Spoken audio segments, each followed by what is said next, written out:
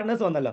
ഈ ആ. ആദ്യത്തെ പാർട്ട്നേഴ്സ് എങ്ങനെ വന്നതെന്നുള്ളതാണ്. നമുക്ക് 2 ഓർഗനൈസേഷൻ ആദ്യത്തെ പാർട്ട്നേഴ്സ് വന്നു എന്ന് പറഞ്ഞാൽ ആദ്യം എനിക്ക് തുടക്ക സമയത്ത് എനിക്ക് വലിയ അറിവുകളൊന്നും ഉണ്ടായിട്ടില്ലല്ലോ. എന്നോട് വിനയ് സാർ പറഞ്ഞു 2 ആളെ കൊണ്ടുവരണം എന്നുള്ളതാണ്. 2 ആളെ കൊണ്ടുവന്നാൽ എന്താണ് സ്റ്റാർ ആവും 250 ആവും എന്നൊക്കെ പറഞ്ഞു. ഈ 250 എന്ന് പറയുമ്പോഴത്തേനും ഞാൻ ചിന്തിച്ചിരുന്ന ഒരു കാര്യം എന്താണെന്ന് വെച്ചാൽ പടച്ചോനെ 250 എന്ന് പറഞ്ഞത് 250 മിക്സി ഓൺ ആക്കുന്ന സമയത്ത് ഞാൻ ചിന്തിക്കുക 250 ഇവരൊരു 250 എന്ന് പേരിട്ടിരിക്കണം. എന്തായാലും വേണ്ടില്ല 2 ആളെ കൊണ്ടുവരണം. ഈ 2 ആളെ കിട്ടാൻ വേണ്ടിയിട്ട് ഞാൻ ചെയ്തൊരു പണി എന്താണെന്ന് വെച്ചാൽ സ്ഥിരമായിട്ട് ഞാൻ വീട്ടിലേക്ക് സാധനം മേടിക്കുന്ന കടയിൽ പർച്ചേസ് ചെയ്യുന്ന ഒരാളുണ്ടായിരുന്നു. എനിക്ക് സാധനമൊക്കെ എടുത്തു തരുന്ന ഒരാളുണ്ടായിരുന്നു. അവനോട് ഞാൻ പറഞ്ഞു ഇങ്ങനെ പിന്നെ വട്ടത്താണിക്കൽ ഒരു പ്രോഗ്രാം ഉണ്ട് ഇജ് ഒന്ന് കേട്ട് നോക്ക്. ഇവിടെ നിന്ന് കഷ്ടപ്പെടുന്നതിനെക്കാട്ടി ഉപരി എനിക്കൊരു എക്സ്ട്രാ വരുമാനം കിട്ടിയാൽ ഒന്ന് കേട്ട് നോക്ക് എന്ന് പറഞ്ഞിട്ട് അവനെ എത്തിച്ചു എന്നുള്ളത് മാത്രമാണ്. കൂടുതലൊന്നും സംസാരിക്കാൻ നിന്നിട്ടില്ല.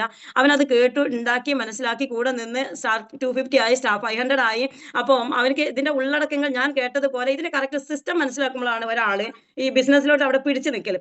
ഇതേപോലെ തന്നെ രണ്ടാമത്തെ ഒരു വ്യക്തിനെ കൊണ്ടുവന്നത് ഞാൻ എന്താന്ന് വെച്ചാൽ ഞാൻ ഒരു ലേഡി ആണല്ലോ. ഞാൻ കല്യാണം കഴിച്ച വീട്ടിലാണ്. എനിക്ക് ഈ ഹസ്ബൻഡ് മരിച്ചതോട് കൂടിയിട്ട് എനിക്ക് ഈ ചുറ്റുപാടത്തുള്ള അധിക വീടുകളോ അല്ലെങ്കിൽ അധികം കുടുംബക്കാരായിട്ടൊന്നും ഞാൻ വലിയ പരിചയമില്ല. അപ്പൊ ഇവർ ഈ തുടക്ക സമയത്ത് പറയുമായിരുന്നു ജോയിൻ ചെയ്ത സമയത്ത് പോലീസ് പിടിക്കും അങ്ങനെയാണ് ഇങ്ങനെയാണ് എന്നൊക്കെ. അപ്പൊ ഇത് ഹസ്ബൻഡിന്റെ ഒരു ഫ്രണ്ടും കൂടിയാണ്.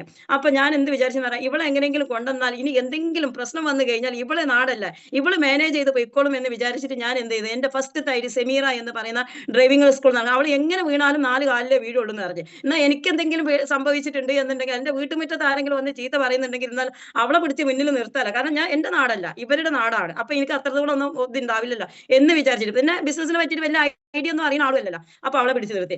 അവളെ ഇന്ന് 3ാമത്തെ കല്യാണം കഴിച്ചിട്ട് ഭർത്താവിന്റെ വീട്ടിൽ സുഖമായിട്ട് അങ്ങനെ കഴിയാണ്. പക്ഷെ ഞാൻ അതിക്കും മേലെ ആയിരിക്കണം എന്നുള്ളത്. കാരണം തുടക്കത്തിൽ അവള് കുറച്ച് കഴിഞ്ഞ് 2 പ്രാവശ്യം ഈ ഒരു അവസരം കേട്ടപ്പോൾ പറഞ്ഞ് ഇത് അനക്ക് പറ്റിയ പരിപാടിയാണ് എനിക്ക് പറ്റിയതല്ല എനിക്ക് വലിയ പിടിപാടുള്ള ആളുകളുമായിട്ടൊക്കെയാണ് കണക്ഷൻ ഉള്ളത് അവർക്ക് ഇതൊന്നും പറ്റില്ല എന്ന് പറയും. ഇന്ന് അവൾക്ക് മുന്നിൽ ഞാൻ എന്ത് ചെയ്തിട്ടുണ്ട് മുന്നിൽ നിന്ന് നേടി നിന്ന് കാണിച്ചു കൊടുക്കുകയാണ് ചെയ്യുന്നത്. അപ്പൊ എനിക്ക് ടീമിലുള്ള ആളുകളോടായിക്കോട്ടെ പുതിയ ആളുകളോടായിക്കോട്ടെ എനിക്ക് പറയാനുള്ളത് ഞാൻ ഈ അവസരത്തിൽ വരുന്നതിന്റെ മുന്നേ ജസ്റ്റ് ഡ്രൈവിംഗ് പഠിച്ച ഒരാളാണ്. സ്കൂട്ടി അല്ല കാർ പഠിച്ചതാണ്. എന്റെ ഹസ്ബൻഡ് പോണ സമയത്ത് ഈ കാർ പഠിക്കുന്ന സമയത്ത് ഫ്രണ്ട് സീറ്റിൽ ഇരിക്കുമ്പോൾ ഡ്രൈവിംഗ് പഠിക്കുന്ന സമയത്ത് ആക്സിലേറ്റർ ഉണ്ട് ക്ലച്ച് ഉണ്ട് ബ്രേക്ക് ഉണ്ട് ഈ 3 സംഭവങ്ങളുണ്ട്. നമുക്ക് രണ്ട് കാലുണ്ട്. പടച്ചോനെ ഇത് ഏത് മനുഷ്യൻ കണ്ടുപിടിച്ചാണ് ഇത് നമുക്ക് പറഞ്ഞ പരിപാടിയല്ല എന്ന് പറഞ്ഞു കണ്ടിട്ട് ആ ഡ്രൈവിംഗ് പഠിപ്പിക്കുന്ന ആ സമയത്ത് ഞാൻ മാറി നിൽക്കുന്ന ആളാണ്. കാരണം അടുത്ത ആൾക്കാർ പോയിക്കോട്ടെ കാരണം എന്നെ വിളിച്ചിട്ടുണ്ട് 2 കാലും 3 സാധനമാണ് കാലിന്റെ അടിയിൽ റോഡിൽ ഒരു മുട്ടുസൂചി വീണാൽ കണ്ണോട് കാണണം എന്നും പറഞ്ഞ് ഈ കൈയാണെന്നുണ്ടെങ്കിൽ ഇവിടുന്ന് എടുക്കാനും പാടില്ല എന്നാണ്. സ്റ്റെയറിംഗ് ആണെന്നുണ്ടെങ്കിൽ അത് പിടിക്കും വേണം. ഇതെല്ലാം കൂടി നമുക്ക് ഒരേപോലെ ഒരേ സമയത്ത് ചെയ്യാൻ ഒരിക്കലും സാധിക്കുന്നില്ല. ഇത് വിവരമുള്ളവർക്ക് പറഞ്ഞ പണിയാണ്. ഈ വിവരം എനിക്കില്ല എന്ന് പറഞ്ഞ് പതുക്കെ എന്നെ 1 by 1 ആയിട്ട് ഓരോ ദിവസം അരമണിക്കൂർ ക്ലാസ് തന്ന് അത് പഠിച്ചു കഴിഞ്ഞപ്പോൾ ആക്സിലേറ്റർ കൊടുക്കേണ്ടടുത്ത് അത് കൊടുക്കും ബ്രേക്ക് കൊടുക്കേണ്ടടുത്ത് ബ്രേക്ക് പിടിച്ചും ക്ലച്ച് മാറ്റേണ്ടത് ഇതെല്ലാം ഒരു കൈകൊണ്ട് ചെയ്യുമ്പോൾ തുടക്കത്തിൽ അതിന് എത്രമാത്രം എഫേർട്ട് ഉണ്ടായിരുന്നു എന്നുള്ളത് ചിന്തിച്ചാൽ മതി. അത് പഠിച്ചു കഴിഞ്ഞപ്പോൾ അത് എത്രമാത്രം ഈസിയാണ്. കാരണം ഒരു ഫോൺ വന്നാൽ പോലും നമ്മൾ ഡ്രൈവ് ചെയ്യുന്ന സമയത്ത് നിയമപ്രകാരം പാടില്ല എന്നുള്ളതാണ്. എങ്കിൽ പോലും അത്യാവശ്യം നമുക്ക് ഫോൺ ചെയ്യാം എടുക്കാം ഒക്കെ പറ്റും. ഇത് എങ്ങനെ വന്ന് എങ്ങനെ റംല മാഡത്തിന് ഈ ഡ്രൈവിംഗിൽ ഒരു കാർ ഓടിക്കാനൊക്കെ ഉള്ളത് മനസ്സ് വന്നത് ആവശ്യക്കാരി ആയത് കാരണം കൊണ്ടാണ്. നീന്തറിയാത്ത ഒരു കുട്ടിനെ വെള്ളത്തിലിട്ട് കഴിഞ്ഞിട്ടെങ്കിൽ എത്ര പ്രാവശ്യം മുങ്ങിത്താവും എന്നതുപോലെ ഈ ഒരു ബിസിനസ് നെഞ്ചിലേറ്റ് ചെയ്യണം എന്നുണ്ടെങ്കിൽ നമുക്ക് തക്കതായ റീസൺ വേണം. എനിക്ക് തക്കതായ റീസൺ ഉണ്ട്.